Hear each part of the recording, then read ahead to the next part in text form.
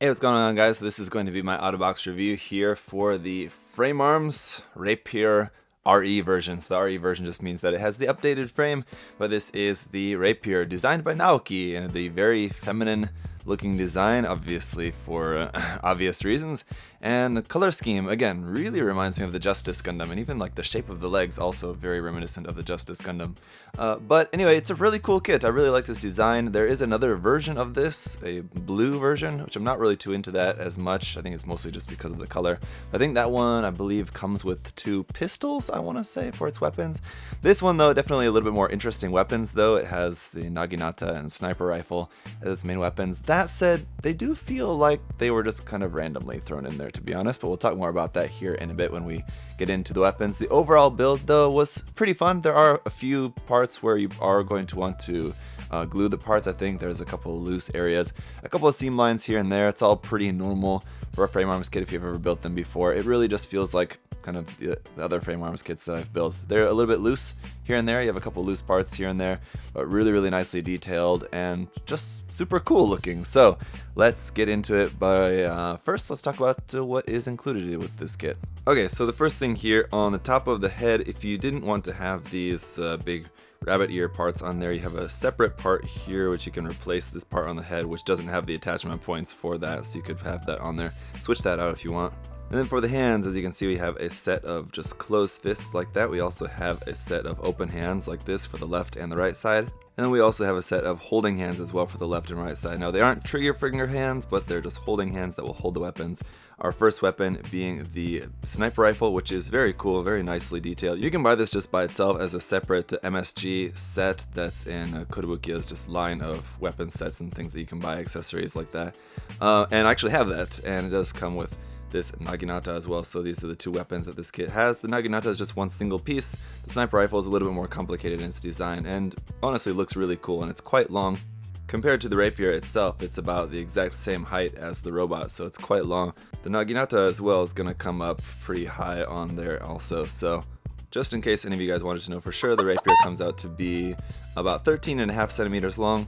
The sniper rifle being about 17 centimeters long. So if you wanted to use these with a Gundam kit, just based on the handle, I think would be a little bit large for an HG kit. If you have a larger HG kit like the recently released HGUC Shinanju Stein or something of the like, then it might be okay. Or with a 1/100 scale kit, they might be a little bit small, again depending on the kit. So if you have a smaller scale kit like the wing kits or the crossbone kits or something like that, then I think these will match up pretty well. It's just kind of unfortunate that a lot of these frame arms weapons and MSG weapons are kind of in between the Gundam scale, a little bit in between 1/100 and 1/44 scales, so you kind of have to keep that in mind.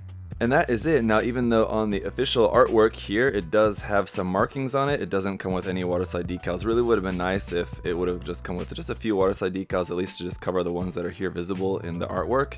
But no, so that's okay. But let's talk about the articulation a little bit, and before we get into that, just want to remind you guys that we do have some pre-painted parts here, which would be just the eyes on there are already just pre-painted, so you don't have to worry about stickers or anything for that. Of course, if you're going to be repainting the whole kit, you'll have to repaint those yourself. And then also just want to point this out here on the back, these little bits which will move around like that will fall off very easily, so I'm just going to take those off before I even talk about the articulation because they're going to fall off straight away. So while it's going to be kind of hard to see, the back of the head extends back pretty far, so it's going to keep you from being able to raise the head up very high at all, really only about like that. This is all the back of the head, which extends really far back like that. And so when you have the backpack on, it does kind of get in the way and you can't really put the head back very far at all. So what it actually is that dark maroon piece up inside of there. You can actually move that whole part back a little bit like that, and then you can move the head up if you wanted. So if you wanted to have it like looking up like that, you could do that. Just move this part away from the back a little bit like so. But otherwise, with it as it's supposed to be, you can't really move the head back very far at all. And moving it down, also not going to be all that much, just a little tiny bit there. The shoulder won't really swing forward at all just because of the chest design, but you can swing that back a little bit there. And then each of these little bits is on a little joint, so you can move those up and spread those out like that if you want. You can also completely remove that section like that and just have the arms with less going on there if you're thinking that it's a little bit too busy there. The other problem too is that with all of that bulk on the shoulder, you can really only get the arm up to about there. So vertical mobility of the shoulder there is going to be very limited. That said, if you remove that and have that off, you can get the arm up much higher, like so. Then we just have some rotation there at the top of the arm and a double joint, but it's really only gonna get you about 90 degrees anyway, just due to the armor I think on there. So you have some pretty bulky large armor here on the forearms and nothing there on the inside of the arm, and then the upper arm doesn't have any extra armor around the frame there, so there's actually quite a lot of that frame exposed. And seam lines down all through the side of the arm, and then these parts are where they feel kind of loose, and I already had them like kind of come apart on me a little bit when I was switching out the hands, so just be a little bit careful about that. Obviously if you remove the seam lines, then these will be much more solid pieces and you don't really have to worry about that as much. At the wrist, they're just on a peg, so you can just rotate that side to side. In the stomach, we have a really nice forward and back ab crunch there. Side to side, however, though, you're not really going to be able to move it side to side at all, but you can twist here at the waist as well. It's almost a little bit too loose sometimes, and on this one, I think you have enough going on here in the back. It's kind of strange how this part at the back, kind of back of the pelvis, back of the waist part, actually kind of meets up with the back of the backpack, so it keeps it from moving backwards too much. But if you have that like offset, then this sometimes wants to lean back too far a little bit easily, so just make sure you might want to tighten up that joint there in the waist a little bit. These bits here on the front skirt can move up and down like so, some nice detail inside there. And then because this part here on the side of the thigh extends up so high there, it's going to keep you from getting the legs any farther wide than that, but that's pretty wide. I think that should be fine. But because of this front skirt armor, you can really only get the leg forward to about there, which is not too much forward, but a double joint there in the knee will give you a pretty nice knee bend, no separation of any armor there, and actually is a little bit unsightly how you have this peg there from the Architect frame just kind of sticking out there when you have the knee bent. But like with the arms, you have a fair amount of frame exposed here at the back, at like the back of the thighs there, and then into like the bottom of the knee area, so that's kind of interesting if you like being able to see some more of the frame there. Down here towards the ankles, this bit does not move, that's just fixed on there, but the ankles will move side to side a little bit, not a whole lot, and then also forward and back just a little bit, not a whole lot there either. So ankle articulation is a little bit limited, but not really particularly necessary. It would be nice if you could maybe point the toe down a little bit, but that's just fixed like that. Still really cool high heel design for this.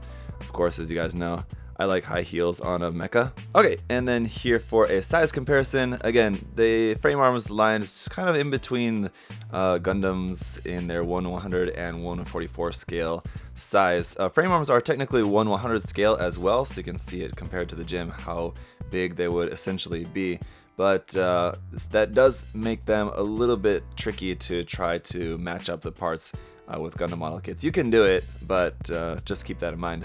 Alright, then once you get this kit up on an action base, it's going to be much easier to pose it. A little bit tricky to get it to stand up on the high heels just because the kit's very top heavy and those feet are very small there at the bottom, so it takes a little bit of work. It's definitely much easier on an action base. And the articulation, as you just saw, is kind of decent. Yeah, there's areas where it's good, areas where it's lacking, and again, that's a pretty typical trait of a lot of the Frame Arms line, just because they're using the same frame, and the Architect frame, which is at the core there, is really nicely articulated, but they just have to adapt the armor around that, and a lot of times the design of the armor just inhibits articulation here and there, and that's just kind of the way that it goes. But overall, I think they're still definitely pretty cool in the different poses that you can do with this. And this one as well, I think, as you'll see here, you can still definitely pull off some really cool poses with it. You're just not completely unlimited in its posing as you might be with some of the nicer Bandai model kits. And then coming back to what I mentioned earlier about the weapons that are included with this kit, I kind of feel like that they made the design of this and they didn't really have any plan for the weapons, so they just had to kind of come up with what kind of weapons is it going to have, and they just went with this weapon set that they already had. I'm not actually sure which was released first, whether the weapon set was released first or this kit was released first, but it does just feel like the weapons are just tacked on to this design. It doesn't really feel like the weapons are really like specialized for this design. They work fine, and so I'm not really complaining about this, but I just feel like it kind of would have been cool if they would have had weapons that seem like they're a little bit more like they were designed together with the design of the robot. It just feels like The Rapier was designed, again, by Naoki, and he didn't make any designs for the weapons, so they just had to kind of use whatever. That's just what I think. I could be wrong about that. Again, I would have to go back and actually check the timing of the releases and everything, and I have no idea about what was actually going on at Kotobukiya at the time, but that's just what I've kind of like deduced from this. Also, the thing about this kit is that, like I said before, there's a handful of seam lines here and there, and so if you're the kind of person that is going to want to paint and you are going to want to remove those seam lines, you are going to have a fair amount of work ahead of you for that. But again, if you've built any other frame arms kits, then again, you just kind of know that that also just comes with the territory. So it's pretty standard as far as I can tell. I've only built a few frame arms kits before, but they all kind of feel like they're basically the same thing. The articulation is just kind of fine. There's a handful of seam lines, but a lot of really nice detail and some pretty cool weapons and accessories for them. And also just because of the fact that Kotobukiya owns the frame arms line, they don't have to pay any licensing fees for that. The frame arms kits are usually cheaper than other kits that Kotobukiya makes. So for example, this kit is 3,600 yen, really not bad at all for this, considering that it's essentially kind of like a master grade, and so about $35–40 for a master grade is certainly not bad at all. And one more thing that I haven't touched on yet is just the color accuracy. There are bits here and there where the parts are not molded in the correct colors, so I think obviously Kotobukiya doesn't really tend to give stickers just because that's not really their market, so I wouldn't really expect them to give stickers for that. But if you are wanting this to be completely color accurate to the line art, you are going to have some painting ahead of you. Could they have engineered this kit to include those parts as separate parts in the correct color? I think just looking at which colors are missing, I think they could have. So it's a little bit unfortunate that they didn't. That just would have meant less masking for us, for those of us who are painting. And that's always nice, but also the areas that are in the wrong colors don't look like they would really be too difficult to mask anyway, so it's really not that big of a deal in the case of this particular kit anyway. So that about does it for the Frame Arms Rapier. If you guys do have any other further questions or comments, of course, feel free to leave those down below. Do you have this kit, or do you have the Zephyr version? I checked the blue version is called the Rapier Zephyr, if any of you guys were wondering. But do you have either of the kits? What do you think about them? What do you think of the Frame Arms line in general? Let me know. Again, thank you guys all so much for watching, and I'll see you in the next video. Bye bye. Thanks for watching.